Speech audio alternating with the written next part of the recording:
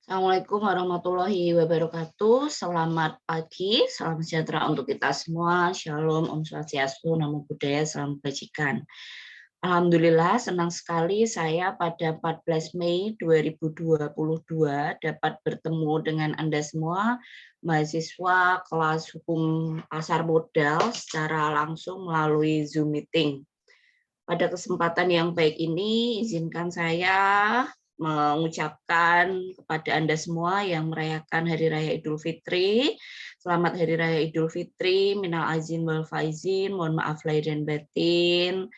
Semoga kita semua dapat kembali fitri dan ibadah puasa yang kita jalankan dapat diterima oleh Allah Subhanahu wa taala. Semoga kalian diberikan kesehatan, kemudahan dan kelancaran dalam menjalankan studi, dapat lulus tepat waktu dengan hasil yang terbaik. Amin. Baik, saya akan lanjutkan kuliah kita karena schedule kelas ini, saya sudah cerita sebelumnya kalau saya juga sudah ada banyak rombel, terus kemudian kelas ini di jadwal saya itu jam 5 sore, terkadang bentrok dan yang lainnya. Saya baru cek di Elena di YouTube, itu terakhir kita ketemu materi barangkali pasar sekunder dan sedikit masuk ke proses IPO. Nah, ini dalam kesempatan yang baik ini saya ingin menyampaikan kepada kalian semua kalau kalian bisa dan kalian berkenan itu saya pengen bertemu secara sinkron melanjutkan materi gitu loh. Jadi misalnya kok bisa besok itu kita ketemu.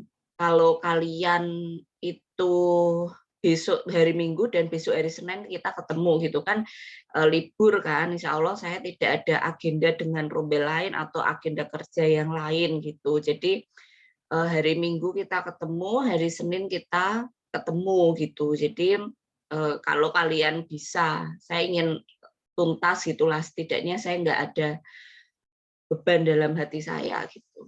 Kadang kalau saya nggak ketemu mahasiswa itu, misalnya, wah mahasiswa saya paham apa enggak ya, tahu apa enggak itu. Kadang saya suka mikir gitu. Kalau saya ketemu kalian, setidaknya saya lega gitu.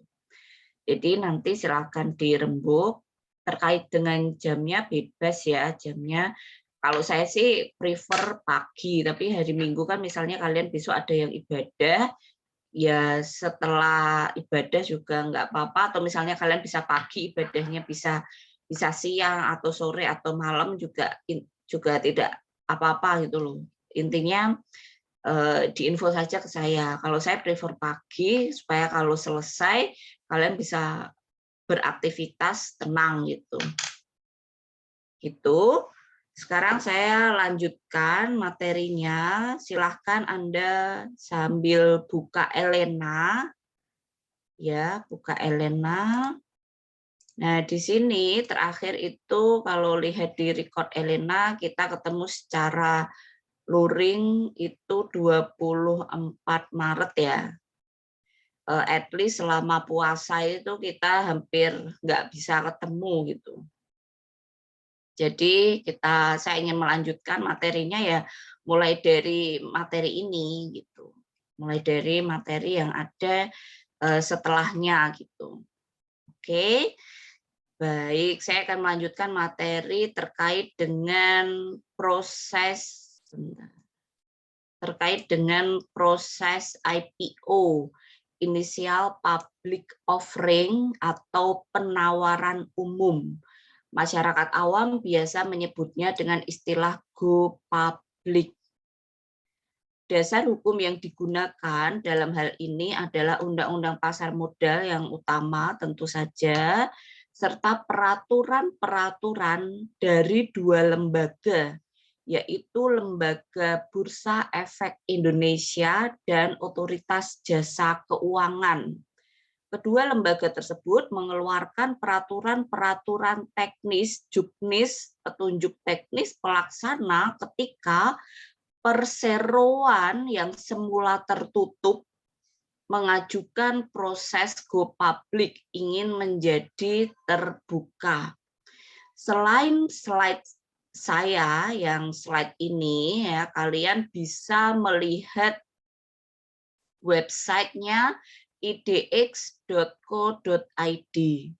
Di dalam website ini ada informasi yang diberikan kepada masyarakat awam maupun para pihak yang berada di dunia pasar modal ya. Jadi kalian bisa sambil explore di website ini. Nah, di sini ada perusahaan tercatat, data pasar, produk, perusahaan tercatat, IDX Syariah, peraturan. Nah, pusat informasi go public. Nah, ketika kalian mengklik ini, di sini ada bagaimana sih mekanisme IPO, kenapa kita harus IPO, apa benefitnya bagi perseroan, seperti itu. Jadi sumber utama dari materi PowerPoint saya itu saya mengambilnya dari website ini serta dari peraturan-peraturan petunjuk teknis lainnya. Nah, jadi kalian bisa sambil explore ketika nanti kalian belajar memahami terkait dengan IPO. Oke, saya akan ke slide saya dulu.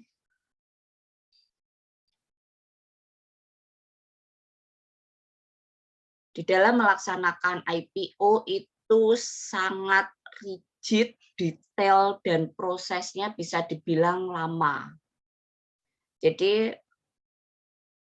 perseroan yang semula tertutup ketika ingin mempersiapkan dirinya menjadi perseroan yang terbuka, maka paling pertama yang harus dilakukan adalah melakukan persiapan.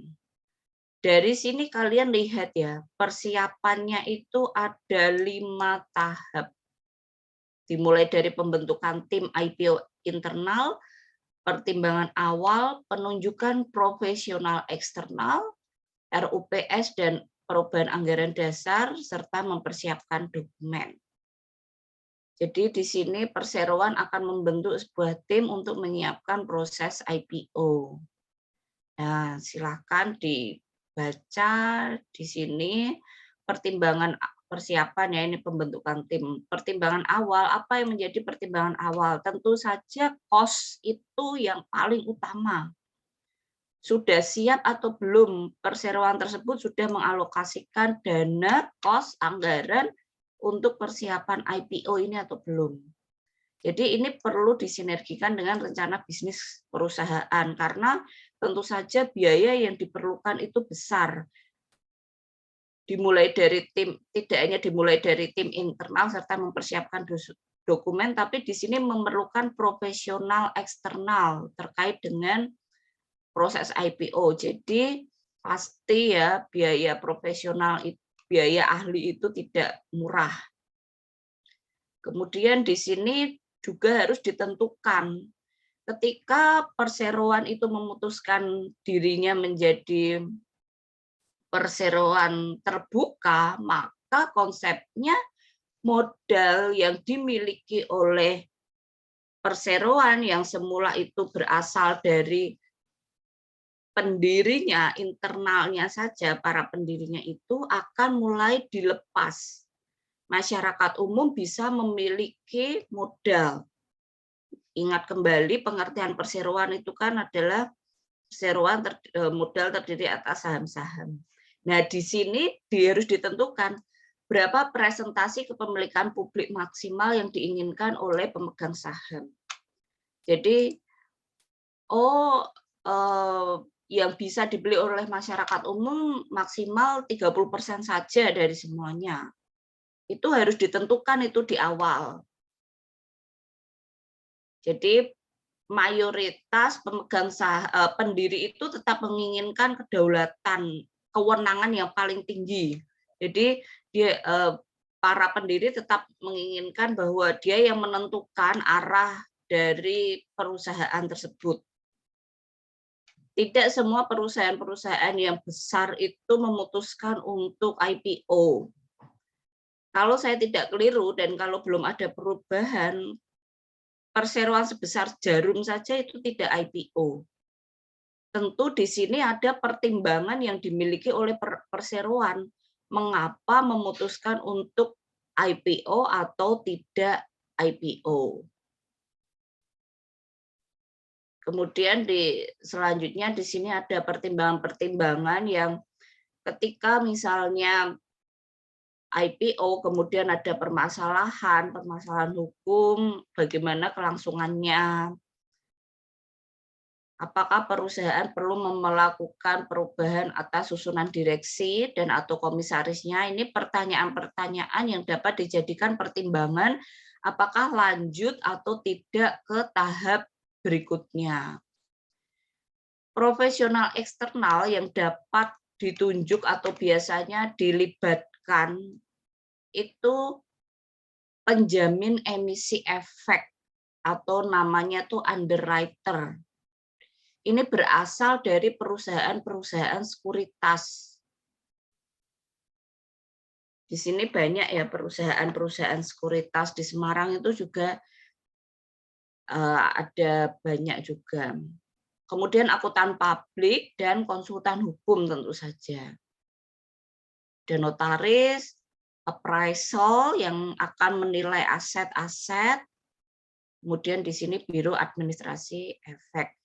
Profesi-profesi tersebut harus sudah under license dari OJK, tersertified oleh OJK.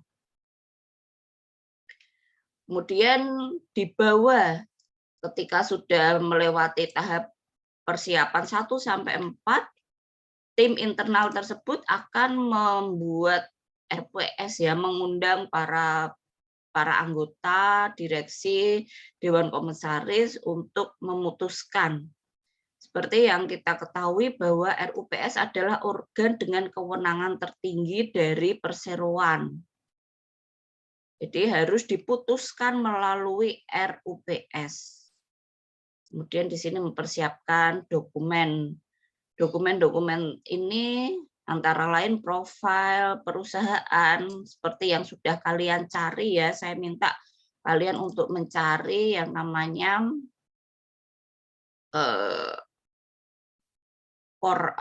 prospektus ya. Itu seperti profil ya. Prospektus itu ada jenis yang di-share yang lengkap, ada prospektus yang singkat saja. Jadi harus mempersiapkan prospektus ya. Kemudian di sini ada pendapat, bahkan ada anggaran dasar perseroan yang telah disetujui oleh Menkumham. Itu prospektus penilaian. Nah, di sini syarat emiten. Emiten kalau Anda masih yang kemarin-kemarin belum bergabung di kuliah, emiten adalah perseroan yang akan melantai, yang akan listing, dan yang sudah listing itu disebut dengan emiten, perusahaan yang tercatat ya di bursa. Jadi di sini minimal harus PT, BH-nya sudah keluar, sudah ready badan hukumnya, terus di sini menulis pernyataan pendaftaran yang disampaikan ke OJK. Ketika perseroan tersebut adalah anak perusahaan atau induk dari perusahaan tercatat yang mengakibatkan terkonsolidasinya atau melebur ya, konsolidasi itu peleburan laporan keuangan kedua perusahaan tersebut tercatat, maka calon emiten wajib menyampaikan penilaian kepada OJK. Nah, di sini saya menyampaikan sangat detail apa saja yang diperlukan dan apa saja yang harus disiapkan. Penentuan harga satu lembar saham itu juga penting. Dalam hal calon emiten ini nilainya minimal itu Rp100 per lembar. Gitu. perusahaan-perusahaan yang sudah besar ini nilai sahamnya ribuan ya, sekitar ada yang 3.000, ada yang 4.000, ada yang 2.000 per lembarnya. Wah, murah sekali ya kalau beli saham ya, tapi kalau beli saham itu minimal 1 lot. 1 lot itu 100 lembar saham. Gitu. Nah, kemudian di sini ada proses go public yang ini ya. Ini sumber saya juga dari web. Jadi kalau gambar di sini itu tidak jelas, kalian bisa explore ke web. Jadi di sini proses penawaran umum, underwriter mempersiapkan dokumen-dokumennya, kemudian menyampaikan permohonan itu ke Bursa Efek dan menyampaikan permohonan ke OJK. Jadi ke Bursa Efek dulu itu plus minus sekitar 1 sampai 2 minggu. Setelah mendapatkan approval dari Bursa Efek, kemudian menyampaikan ke OJK untuk diberi pengesahan dan persetujuan juga oleh OJK. Kemudian berproses untuk ke penawaran umum dan kemudian dicatatkan. Di dalam menjalankan proses IPO, Bursa Efek itu memiliki, kalau kalian biasa melihat di TV ada layar besar itu ada logo-logo kode-kode emiten. Nah, di situ tuh namanya papan ya. Di sini istilahnya itu papan utama dan papan pengembangan. Ketika emiten yang memulai untuk proses IPO itu tidak bisa langsung ke papan utama, harus ke papan pengembangan dulu. Nah, di sini ada kriteria-kriteria yang harus dipenuhi. Ketika masuk ke papan pengembangan itu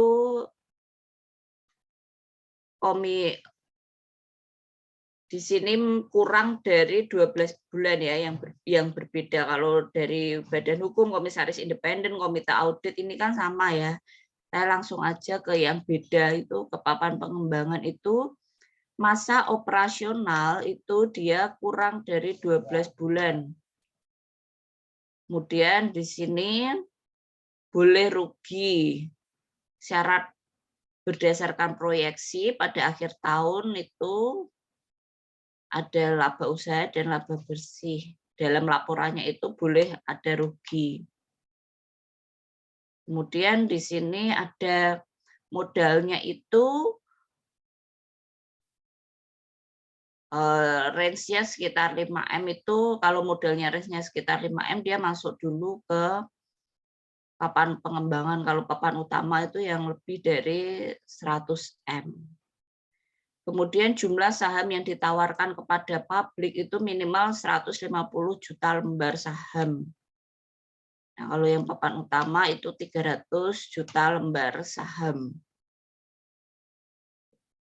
Harga saham perdana minimal tadi Rp100. Jadi di sini memiliki net tangible asset, aset yang berwujud ya seperti gedung, mesin, seperti itu sekitar 100M. Kemudian jumlah saham yang dimiliki oleh pemegang saham bukan pengendali atau pemegang saham utama itu paling kurang sekitar 300 juta. Nah, ini hal-hal detail dan hal-hal teknis terkait dengan proses IPO. Jadi sangat banyak sekali ya administrasi dan ketentuan. Di sini dasar hukum yang digunakan selain Undang-Undang Pasar Modal juga merujuk ke Undang-Undang 40 2007 tentang PT, ada ketentuan-ketentuan terkait dengan proses dari perseroan tertutup menjadi perseroan terbuka, serta ada keputusan direksi Bursa Efek Indonesia tahun 2014. Manfaat dari go public kenapa perseroan itu banyak yang melakukan IPO, karena di sini mereka merasakan berapa manfaat, yaitu yang pertama tentu saja pendanaan ya. Dari yang semula kalau perseroan orang usaha, dana untuk modal, uang untuk diputar semakin besar itu kan semakin baik, semakin dia memiliki kesempatan untuk mengembangkan perseroannya. Kalau tidak IPO, dana itu sumbernya dari pendiri, modal dia sendiri, dan pinjaman, kredit usaha. Namun ketika IPO, di sini perseroan itu dapat mendapatkan dana dari masyarakat tanpa melakukan pinjaman. Nah, menariknya kalau pinjaman itu dananya kan harus dikembalikan, namanya juga pinjam. Tapi kalau mendapatkan dana melalui IPO itu apapun yang terjadi kepada perseroan tersebut, dana nggak dikembalikan. Karena itu berupa investasi. Jadi pengendali penuh terhadap dana itu adalah ya investor. Bu, saya pengen beli sahamnya BRI, contoh misalnya. Tapi kemudian amit-amit ya BRI kolaps.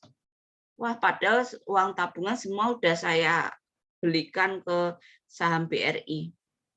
Saya mau minta uang saya itu dikembalikan, itu nggak bisa.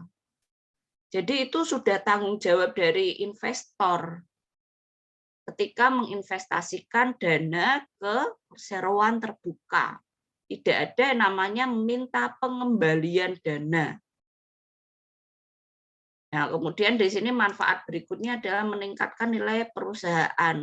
Company value dari perusahaan itu bisa dilihat dari seberapa banyak masyarakat atau investor itu tertarik untuk membeli sahamnya.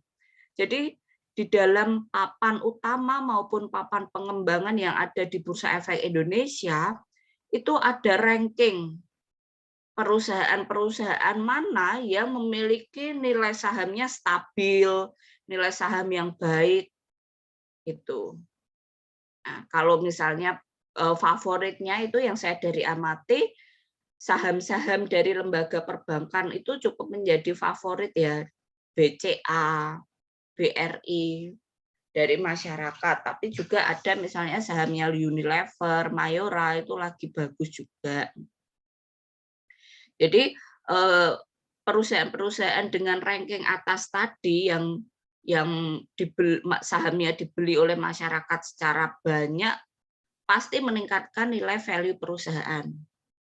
Perusahaan itu dinilai perusahaan yang stabil, yang dapat mempertahankan progres baik dari manajerial perusahaannya. Tentu saja berdampak juga ke image perusahaan tersebut. Branding itu utama ya, baik bagi perorangan maupun perusahaan. Nah, di sini menumbuhkan loyalitas karyawan. Ketika IPO, setiap orang kan bisa tuh membeli saham, termasuk karyawan.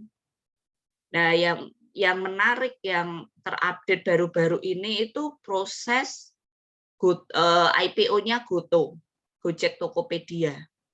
Itu semua drivernya diberi saham itu sama Goto, driver Gojeknya. Jadi mereka merasa yang semula barangkali bekerja untuk mengejar salary atau bonus tambahan, dari yang berangkat dari situ jadi bertambah. Wah, saya juga pemilik nih. Jadi saya juga harus bekerja dengan baik, memiliki integritas yang baik, pelayanan yang baik, karena kalau perusahaan ini berkembang dengan baik, memiliki kelangsungan yang baik, meningkat, saya juga akan terkena dampaknya gitu. Jadi yang semula katakanlah sahamnya Goto itu 1.500 per lembar, dengan value yang naik, image branding yang naik, menjadi 3.000 per lembar kan untung itu. Ketika kita memiliki saham dari yang 1.500 langsung dijual aja sudah 2 kali lipat, tergantung dari berapa banyak kita memiliki lembar sahamnya. Gitu. Kemudian ada kemampuan untuk mempertahankan kelangsungan usaha untuk menghindari konflik keluarga sesama pemilik. Nah, ini penting ya. Konflik keluarga itu terkadang bisa menjadi rongrongan dari perseroan tersebut. Banyak sekali perseroan yang didirikan itu berupa perusahaan keluarga, perseroan keluarga. Nah, namanya juga pemiliknya ada banyak kepala, banyak kepribadian, itu pasti ada konflik. Nah, ketika terjadi konflik internal, kalau perusahaan tertutup itu dikuasai oleh pemilik internal, maka mereka yang mengambil kendali penuh atas kebijakan-kebijakan perseroan. Namun ketika tidak hanya pendiri yang memiliki suara, yang memiliki kendali atas perseroan tersebut, itu konflik antar keluarga bisa diminimalisir. Itu. Jadi dalam hal terjadi kesulitan keuangan atau kegagalan pembayaran hutang kepada kreditur yang kemudian memerlukan restrukturisasi utang, debt to equity swap dapat menjadi alternatif jalan keluar bagi kedua belah pihak. Kreditur yang memperoleh saham dari konversi utang dapat menjual saham tersebut melalui mekanisme perdagangan saham di bursa efek. Jadi ketika ada konflik, yang konflik itu pasti bermula dari keuangan ya. Wah kok enggak untung, yang semula dapat profit sekian, misalnya revenue ya, revenue itu pendapatan per tahun dari perseroan itu. Revenue-nya katakanlah 100 M kok jadi 50 M. Nah, itu pasti ya, gimana itu. Kita padahal harus bayar utang ke kreditur. Ketika ada konflik yang demikian, para pendiri itu kan memiliki prosentase saham ya, itu bisa dilepas, bisa dijual gitu. Nah, kemudian di sini untuk insentif pajak. Wajib pajak badan dalam negeri yang berbentuk perseroan terbuka itu bisa memiliki penurunan PPh pajak penghasilan sebesar 5%, lebih rendah dari PPh wajib pajak yang 40%. Pajak ini tuh ya itu. Jadi ini bisa menjadi simultan ya, yang menarik. Kalau kamu terbuka IPO, kamu tuh malah pajaknya lebih ringan loh daripada daripada perusahaan tertutup. Nah, di sini undang-undang ya yang tadi saya sampaikan. Juga ada undang-undang jaring pengaman sistem keuangan. Perpu jaring pengaman sistem keuangan. Perpu ini dibuat untuk menjadi landasan hukum yang kuat untuk pencegahan krisis. Jadi tempat-tempat yang untuk perputaran uang itu betul-betul harus aman. Kalau kalian ketahui, Amerika itu salah satu negara yang sangat mengandalkan perputaran uang di pasar modalnya, Wall Street. Itu perputaran saham paling besar di dunia itu. Dia tidak punya UMKM, tidak punya petani, tidak punya pelaku usaha yang lain. Kalau di Indonesia kan perputaran uang tidak hanya di pasar modal, di pasar, di pelaku UMKM, di e-commerce itu kan semua ada perputaran uang ya. Artinya banyak entrepreneur itu juga sangat berperan dalam mencegah krisis. Nah, di sini Amerika itu tidak ada tuh, mereka kalau mau putar uang ya di Wall Street. Sekalinya kolaps, mereka krisis. Banyak sekali orang-orang yang tidak memiliki rumah dan tidak berpenghasilan loh di Amerika itu, jangan salah, walaupun Amerika adalah negara besar ya, tapi juga banyak masalah di keuangannya mereka gitu. Jadi Indonesia itu menurut saya pribadi ya lebih kuat itu. Ada yang bilang mau terjadi apapun juga ya nggak tahu gimana sumbernya, toh ya masih bisa makan-makan aja, masih bisa nyekolahin anaknya, orang di pedesaan masih kemarin pandemi dunia negara lain, let's say katakanlah Amerika hancur itu, Wall Street-nya jatuh, banyak orang yang kehilangan rumah karena tidak bisa membayar biaya sewa, tapi di kita pandemi sampai 2 tahun pasti ada dampak perekonomian, namun tidak ada krisis di negara kita loh gitu. Krisis di sini tentu saja indikatornya adalah data ya, tidak wah aku nggak punya uang ini kayaknya negara lagi krisis, itu tidak. Jadi pasti ada datanya. Salah satu yang menyelamatkan di Indonesia itu banyak sekali entrepreneur, pelaku usaha UMKM itu banyak, itu salah satu penyelamat krisis. Kemudian di sini ada PP 12/2004, ada PP juga terkait dengan IPO. Nah, sini saya mau coba kenalkan ya ke kalian websitenya gopublic.idx.co.id. Jadi kalau kalian buka di sini, nah ini kalian bisa akses prospektus yang saya minta kemarin ya. Kemudian nih manfaatnya kalian bisa gitu, menjaga kelangsungan family business. Ini saya sumber saya itu dari website ini ya, karena memang ini sumber yang utama ketika kita mempelajari terkait dengan IPO. Nah, insya Allah kalau tidak ada halangan nanti di akhir sesi kita, di akhir semester saya ingin ada sesi, nanti saya undang orang IDX ya. Jadi IDX itu punya perwakilan juga di Semarang yang membawai Jateng dan DIY. Gitu. Jadi dari praktisi insya Allah jika tidak ada halangan.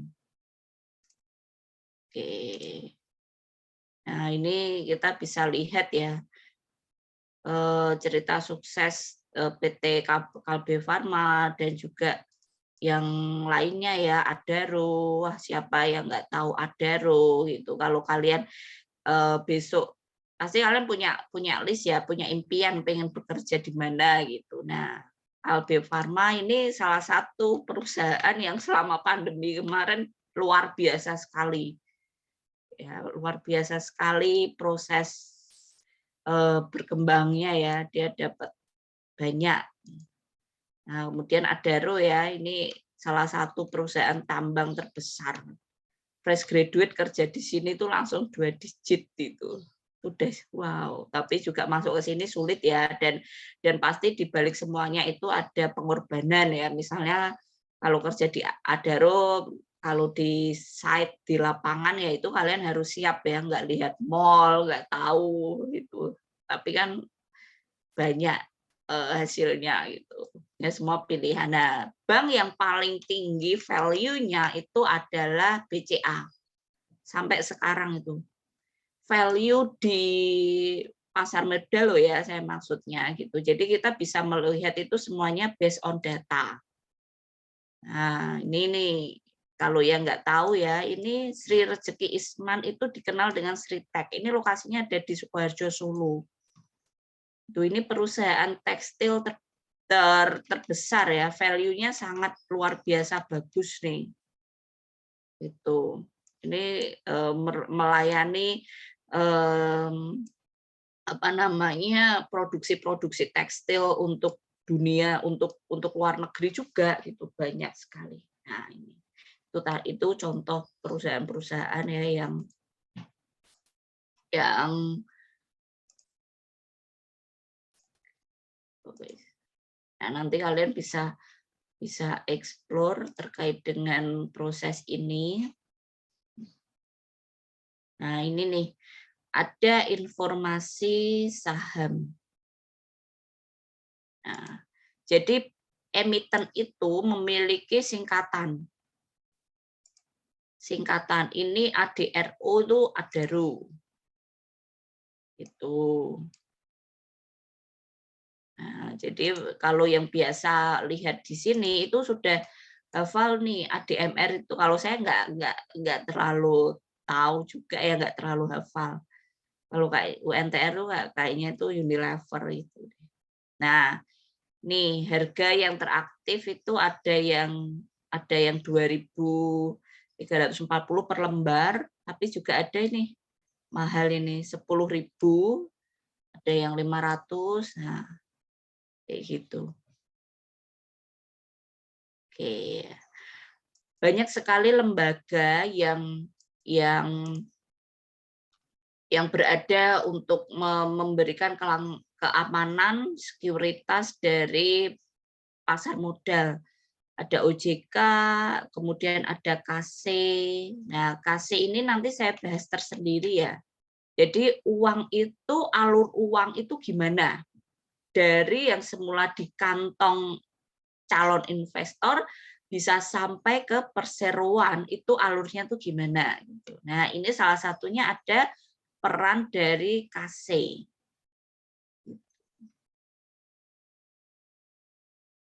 Oke. Nah, di sini ini nanti kalian bisa coba akses ya, ini materi biasanya saya minta ada sesi dengan IDX. Nah, ini materi dari kelas sebelumnya. Oke, pada kesempatan ini saya juga ingin tanya nih follow up kalian terkait dengan tugas terstruktur UTS dan UAS. Ada kendala atau tidak?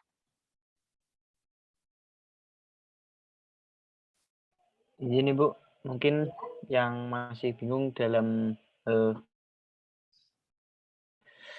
yang UTS itu Bu, yang ide gitu. Oke, jadi saya buka kembali ya.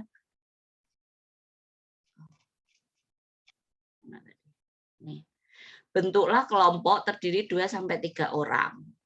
Lakukan studi putusan terkait dengan hukum pasar modal. Jadi coba kalian cari putusan pengadilan yang terkait dengan dunia pasar modal.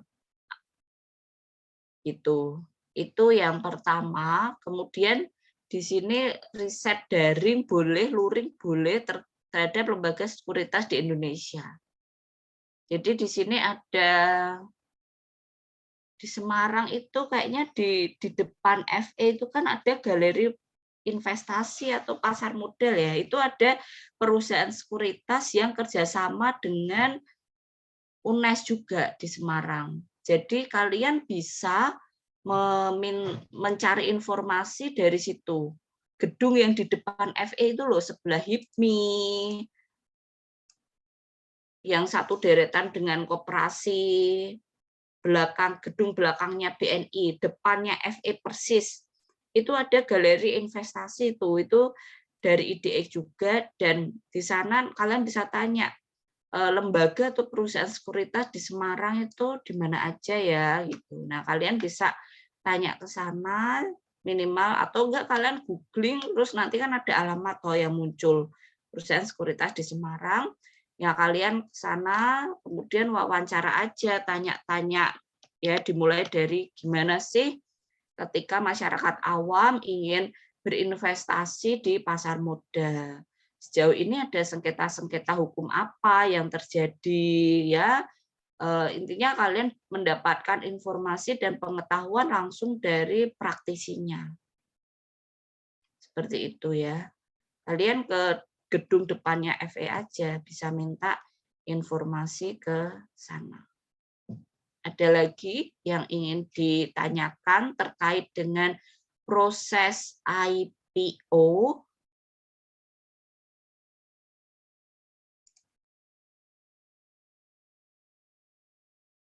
Prospektusnya semua sudah lihat? Oke. Jika tidak ada yang ditanyakan terkait dengan IPO, materi IPO saya cukupkan. Nah, di sini saya akan langsung masuk pada Di sini Bu, ada yang Oh ya, raise hand. oh ya, Mbak Syahila, silahkan. Itu Bu, untuk penyusunan UTS-nya bagaimana ya? Apakah itu kan ada studi putusan sama yang riset itu dijadiin satu apa bagaimana Bu? Ini kalian bisa mengumpulkan lebih dari satu file kok. Oh gitu, ya. Jadi Heeh. laporannya sendiri, studi putusannya sendiri gitu, enggak apa-apa ya? Betul, iya.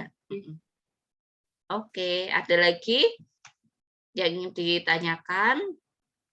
Oke, jika tidak, saya akan masuk kepada produk yang pertama. Jadi, produk dari pasar modal itu ada banyak ya, produk investasi. Ada yang namanya saham, ada obligasi, surat utang ini, punya negara, punya privat, ada reksadana, ada ETF. Nah, ini ada banyak banget nih ya. Nah, saya akan masuk ke yang pertama. Nah, di sini dibuka ya folder ini ya. Di sini saya memberikan beberapa peraturan dari Otoritas Jasa Keuangan terkait dengan saham. Oke, kita masuk ke yang pertama. Produk yang pertama adalah saham yang mungkin paling dikenal ya di masyarakat ya. Pengertian saham di Undang-Undang 895 tentang pasar modal itu tidak diatur secara tegas. Tegas ini artinya saham adalah definisi saham. Nah, itu pengaturan secara tegas itu tidak ada di undang-undang. Jadi kata saham pertama kali muncul dalam definisi perseroan terbatas. Modal dasar yang seluruhnya terbagi atas saham. Nah, saham di sini atau dalam bahasa Inggrisnya itu dikenal dengan stock. Nah, ini saya ambil dari sumbernya IDX ya. Salah satu instrumen pasar keuangan yang paling populer. Di sini saham itu instrumen investasi ya, instrumen investasi. Saham dapat didefinisikan sebagai tanda penyertaan modal seseorang dalam suatu perseroan terbatas, tentunya yang terbuka. Oh, aku tuh memiliki 1% saham PT Adaro gitu. Itu ada bukti kepemilikan dan pembelian. Dan bukti kita memiliki saham surat kalau kalian misalnya beli saham 5 juta, 10 juta itu bisa digadaikan di Pegadaian loh. Surat itu tuh. Itu. Kemudian di sini saham juga dikenal sebagai salah satu efek yang diperdagangkan di bursa efek. Jadi efek itu ada saham, ada obligasi, atau simpelnya efek ini produk lah. Nah, kita menyebutnya istilah di dalam pasar modal itu dikenal dengan efek. Nah, karakteristik nih dari saham yaitu risiko terbatas, limited risk. Artinya pemegang saham hanya bertanggung jawab sampai jumlah saham yang disetorkan. Contohnya gini, oh perusahaan tersebut rugi. Kerugian yang kalian tanggung kan ya hanya sebesar berapa banyak saham yang kalian miliki, tidak melebihi itu. Oh ternyata perusahaan tersebut bangkrut dan tutup, saya beli 5 juta, ya kalian ruginya 5 juta. Kan nggak mungkin kalian sampai rugi 10 juta, 20 juta. Ruginya ya sebesar saham yang kalian sertakan pada perseroan tersebut. Itu. Karena sifat utama PT adalah limited liability ya. PT itu memiliki pertanggungjawaban terbatas. Pemegang saham tidak bertanggung jawab secara pribadi atas perikatan yang dibuat atas nama perseroan dan tidak bertanggung jawab atas kerugian perseroan melebihi saham yang dimiliki. Kemudian karakteristik berikutnya dari saham itu adalah pengendali utama. Orang yang memiliki kepemilikan saham terbesar, ya dia yang menentukan. Gitu. Kemudian di sini ada namanya ultimate claim ya, ada klaim sisa, residual claim. Pemegang saham merupakan pihak terakhir yang mendapat pembagian hasil perusahaan dalam bentuk dividen. Jadi keuntungan kalau kita itu berinvestasi melalui saham itu dari yang pertama, ketika misalnya kalian itu beli saham itu per lembarnya 1.000. Nah, itu kan range harga itu kan fluktuatif ya, dinamis. Kok waktu kalian beli 1.000 itu hari Senin, kok hari Minggu ini harganya tuh 2.000. Oh, saya putuskan untuk jual aja. Jadi dari 1.000 ke 2.000, selisihnya itu 1.000 udah keuntungan kan bagi kalian. Tinggal kalian punya berapa lembar saham.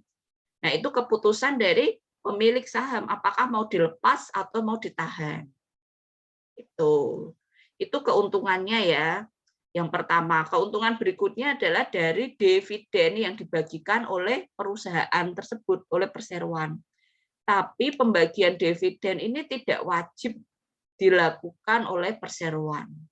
Jadi kalau bisa dikatakan, saham itu ya untungnya dari proses kita mantau itu tadi. Wah, aku beli Rp500, ini 1.000 enggak, aku yakin kayaknya masih bisa terus nih. Masih bisa jadi 2.000, aku tahan dulu. Tapi kalau mau dilepas ya enggak apa-apa. Itu kembali lagi kontrol ada pada pemilik saham. Ada banyak sekali saham ya di sini ya, ada saham biasa, atas tunjuk, atas nama gitu. Ini saya berikan definisi dari masing-masing saham. Ya, saya berikan definisi dari masing-masing saham. Nah, nanti kalian bisa baca dan kenali. Itu.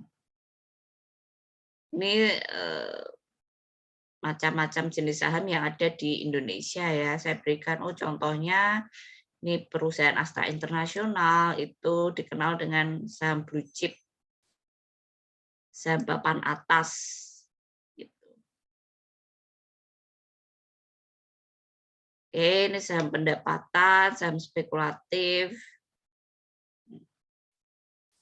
Keuntungan pemegang saham capital gain itu yang saya sebutkan tadi, selisih dari mulai kita beli dan harga terkini ketika kita jual. Selisihnya itu disebut dengan capital gain dan dividen. Tapi sekali lagi ingat ya, perseroan terbatas itu atau perseroan terbuka ya tidak wajib untuk memberikan dividen.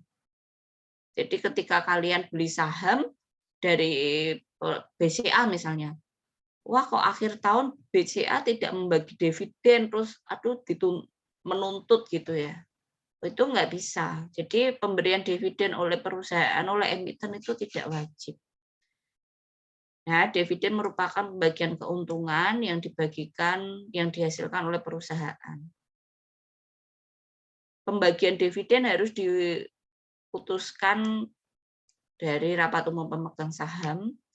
Dividen dapat berupa dividen tunai dan dividen saham.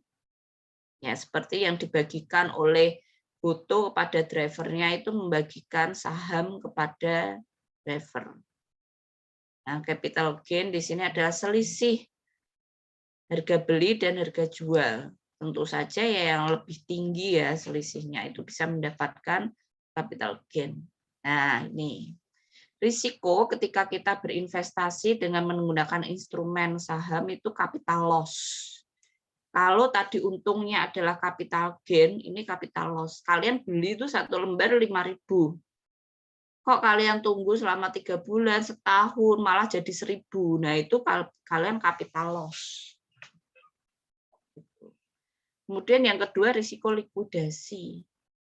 Ini risiko di PT-nya. Capital loss, di sini kebalikan dari capital gain, di mana investor menjual sahamnya dengan harga yang lebih rendah. Nah, likuidasi ini yang tadi saya sampaikan, kok perusahaannya itu pailit, bangkrut, dibubarkan, itu udah. Dan tidak bisa sekali lagi pemilik saham itu meminta pengembalian uang, ya itu nggak bisa. Gitu. Itu terkait dengan saham. Oke, sampai di sini ada yang ingin ditanyakan teman-teman? Oke, dadah. Ini kok hanya yang lainnya? Yang lainnya, oke. Stock slip pemecahan nilai nominal saham biasanya ini terjadi kapan? Apakah emiten perlu perizinan dari pemilik saham? Stok pemecahan nilai nominal saham maksudnya gimana ini Maria? Diketik aja, diketik. Kalau mic-nya rusak.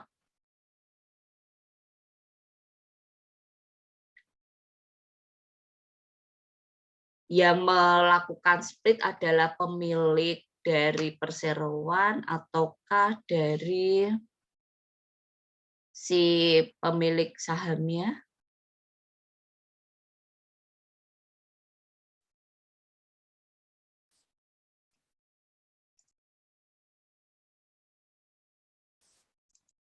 Saya ambil absen ya.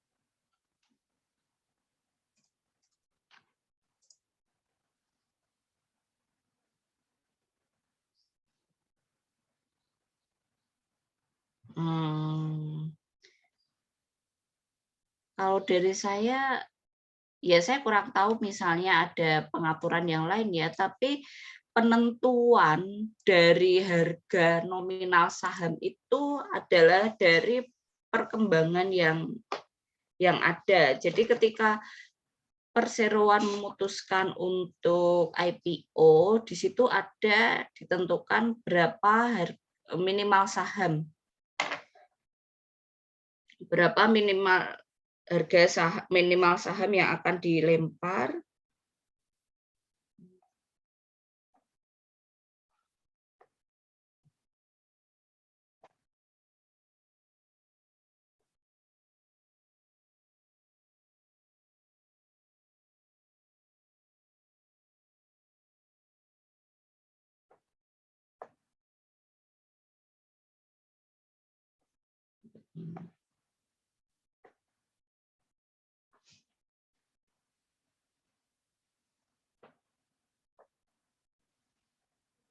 Jadi prosesnya di sini ada emiten, nah kemudian proses IPO, penawaran umum. Di sini akan diputuskan apakah dia itu masuk ke papan utama atau ke papan pengembangan.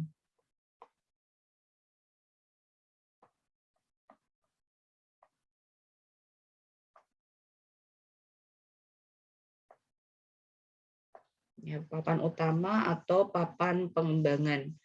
Nah, ketika masuk dulu ke katakanlah perseroan tersebut qualified-nya untuk ke papan pengembangan. Nah, ini akan dilakukan penawaran pertama. Penawaran saham perdana. Nah, ini untuk melihat nih apakah dia bisa listing selanjutnya atau tidak. Nah, penawaran saham perdana ini ada nominal saham kan yang ketentuan dari Bursa Efek itu minimal Rp100. Nah, sampai sekarang pun kan lihat ada saham dengan harga Rp500. Jadi, nah, proses penentuan harga ini nih, berapa harga saham perdananya dari emiten. Berapa harga saham perdana dari emiten. Nah, ini yang menentukan tuh emiten. Dia mau listing awal menawarkan saham perdana itu berapa nominalnya. Itu dari emitennya. Katakanlah dia menawarkan sahamnya di angka Rp500. Nah, kemudian ini akan dilihat dulu respon dari pasar atas saham perdana yang ditawarkan Rp500 ini. Katakanlah setelah dia di penawaran saham perdana selama 3 minggu nih, kok nggak ada yang beli? Kok nggak ada yang beli selama 3 minggu ini? Nah, pasti emiten itu akan melakukan kebijakan ya. Tentu saja di sini akan bermula dari Bursa Efek Indonesia nih. Nah, ini jangka waktunya ini saya yang nanti bisa dicek ya, jangka waktu dari emiten itu dia berapa lama di penawaran saham perdananya. Nah, kalian tolong kalau ada pertanyaan yang sekiranya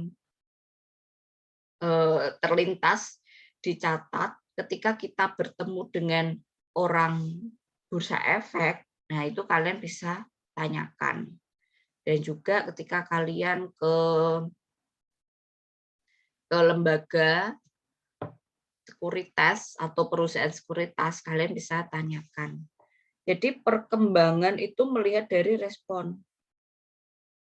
Apakah tetap berada di Rp500 ataukah naik ataukah turun. Nah, kalau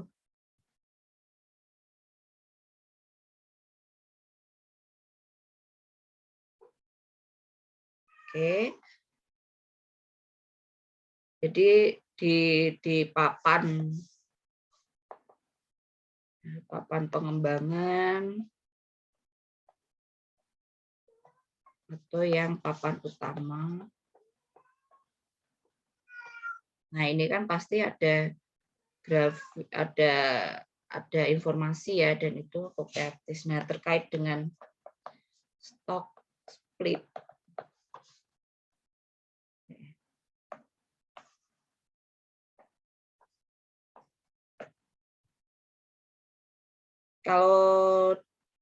Kalau saya memaknainya, saya kok baru apa namanya? Loh, ini kok nggak berubah ya di situ. Padahal ini saya sudah halaman berikutnya, tapi kok nggak muncul ya?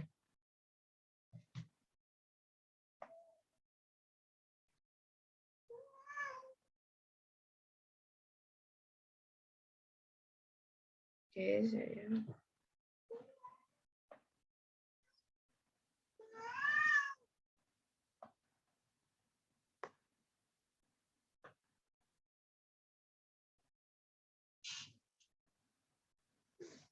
Oke. Nah, jadi kalau terkait dengan stock split,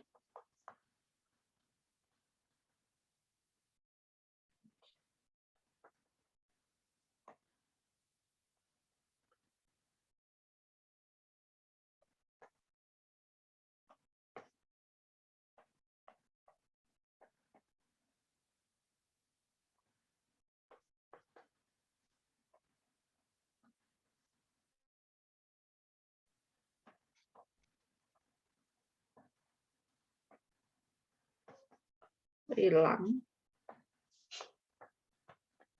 Itu sih.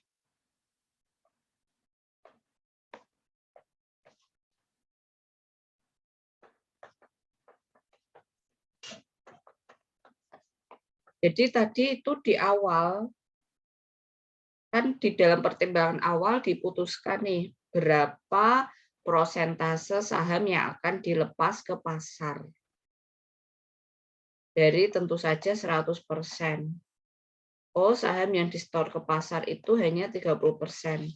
Artinya 70% itu kan masih di pendiri.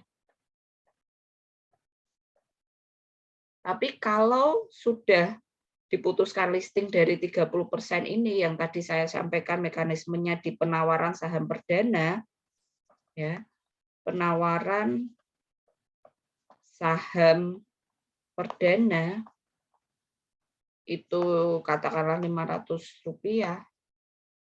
Terus dari sini ada di split gitu kok sepertinya saya kok tidak lihat ada di penawaran saham perdana kemudian sahamnya itu di split ya Maria. Itu. Jadi dalam suatu kasus, Bu, mohon izin masuk, stock split itu seperti, jadi misalnya saya punya saham 10.000, itu kan misalnya harga per lembarnya itu 1.000. Kalau misalnya saya punya 10.000, berarti saya punya 10 lembar kan ya, Bu. Nah, itu stock split itu jadi saya punya 20 lembar, Bu. Jadi dari harga 1.000 itu jadi 500. Jadi si pemilik perusahaannya itu bikin dibelah gitu, Bu. Terus jadi saya punyanya 20 lembar. Itu kalau kayak gitu perlu perizinan dari pemilik sahamnya atau enggak, Bu? Jadi ada kasus seperti itu, Bu. Itu di Indonesia itu.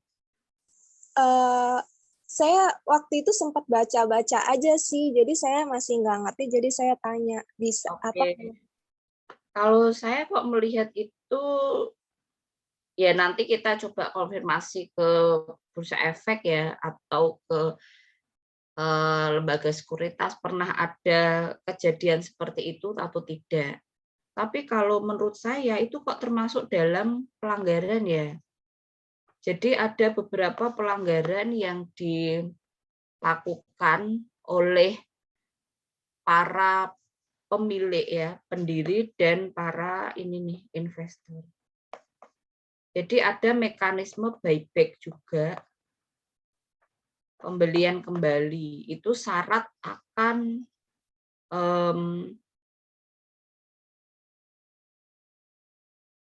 pembelian kembali saham. Jadi di sini sudah dilepas nih 30%. Si pendiri ini mau membeli nih 30%-nya itu. Atau dari person orang itu. Jadi ada buyback. Jadi ada dalam saham itu ada banyak sekali kejadian atau hal-hal yang dilarang ya atau hal-hal yang dilanggar.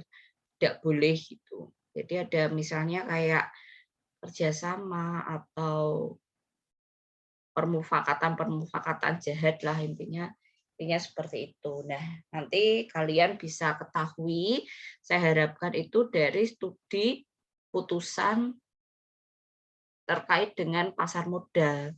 Jadi kalian bisa melihat ada enggak pelanggaran dan juga kejahatan seperti apa yang ada di dunia pasar modal. Nah, kalian di situ bisa melihat secara komprehensif putusannya. Jadi barangkali itu bisa aja kasusnya itu perkaranya masuk dalam kamar perdata dan dalam kamar pidana.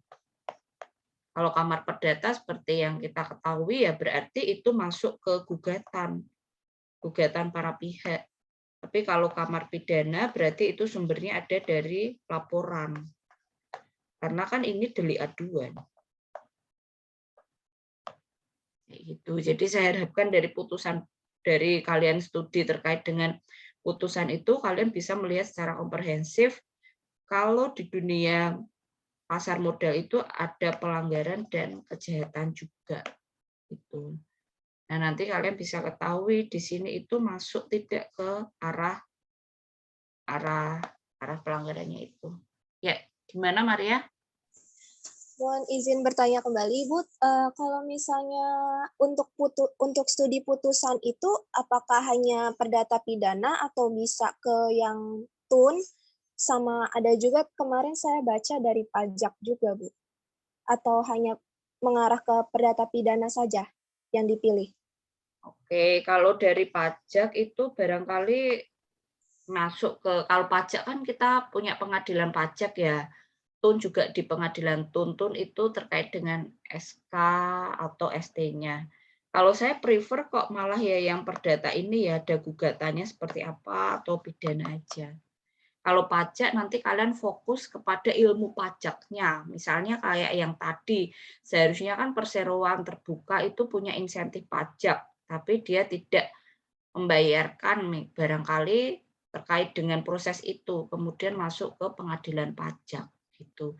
Jadi ketika ada permasalahan pajak ya, untuk informasi kepada kalian juga, itu masuknya ke pengadilan pajak. Kita punya pengadilan pajak sendiri. Gitu. Baik, Ibu, berarti antara perdata atau pidana saja, lalu ada batas waktunya nggak, Bu, untuk putusannya? Maksudnya 5 tahun terakhir atau bagaimana? Ya. Ya, kalau memungkinkan ya yang jangan terlalu lampau, tapi apabila kok kalian ketemunya itu ya 5 tahun gitu bolehlah gitu. Atau misalnya kalau nggak ada 7 tahun juga boleh, jangan terlalu lampau sekali karena juga memang kenapa saya bilang nggak apa-apa, undang-undang dan peraturan-peraturan terkait misalnya kayak tadi undang-undang pasar modal itu kan masih berlaku ya sampai sekarang, belum ada perubahan.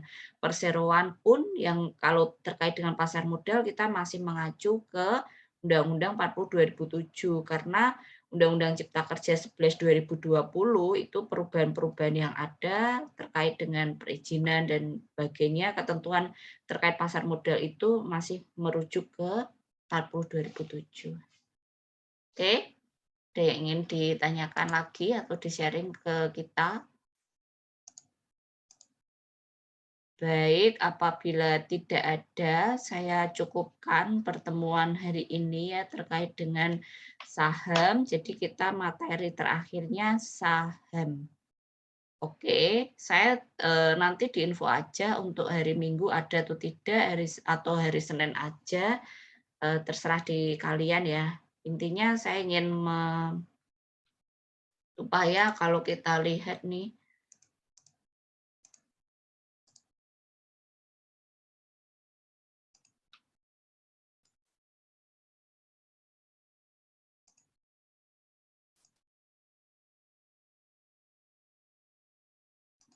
salah. Nah, kalau kita lihat materi kita itu kan, nah ini tentang saham, masih ada tentang ini obligasi, kemudian di sini ada reksadana, ada pasar modal syariah 3, kemudian bank kustodian ini KC itu tadi, kemudian ini Bursa Efek Indonesia. Ya kalau minggu, sepertinya kalau kita hari Minggu tidak ketemu masih cukup sih waktu yang tersisa. Ini kan baru minggu ke-12 ya gitu. Nah, nanti studi putusan ini akan saya minta kalian untuk presentasi ya yang putusan aja. Gitu. Jadi 2 minggu lagi deh nggak apa-apa. Jadi minggu depan saya masih materi, terus minggu berikutnya silakan disampaikan ya. Boleh pakai PPT, boleh enggak terkait dengan putusan yang kalian pelajari. Itu. Belum saya tutup, saya akhiri, ada yang ingin ditanyakan? Izin masuk, Bu. Untuk pengumpulannya yang UTS itu dari semua anggota apa perwakilan saja? Semua anggota. Semua anggota? Oh iya, siap. Terima kasih. Ya.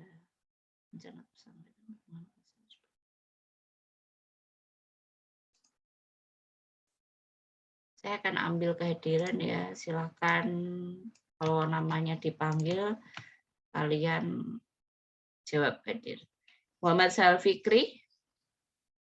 Ada, Bu. Randi Ahmad. Hadir, Bu. Hafid, Aldi Doviona, Akwam, Hadir, Bu. Aster, Hana, Prames, Agnes, Hadir, Bu. Galuh,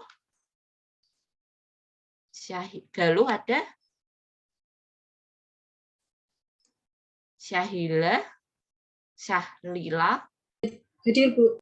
Ayu, Hadir, Bu. Ayu ada, Nazila, Syahla, Arisa, Ragil, Astra, Singgih. Oke, betul ya. Ini tadi kayaknya saya lihat ada nama Galuh gitu, tapi kok Ya tadi hadir Bu Galuh, cuman mungkin koneksi. Oke, ya mungkin koneksi. Oke, baik. Saya sudah akhiri mulangnya, bisa dicek untuk kemudian divalidasi. Saya ambil gambar dulu. 1, 2, 3. Oke, terima kasih atas perhatiannya. Semoga sehat selalu dan ilmu yang kita bagikan bermanfaat untuk kita semua. Selamat pagi. Wassalamualaikum warahmatullahi wabarakatuh. Hari Minggu fix nggak usah aja. Yang Senin aja kayaknya masih memungkinkan. Itu materinya ya. Iya, Bu. Baik. Oke, ya, selamat pagi. Terima kasih. Waalaikumsalam. Terima kasih, Bu.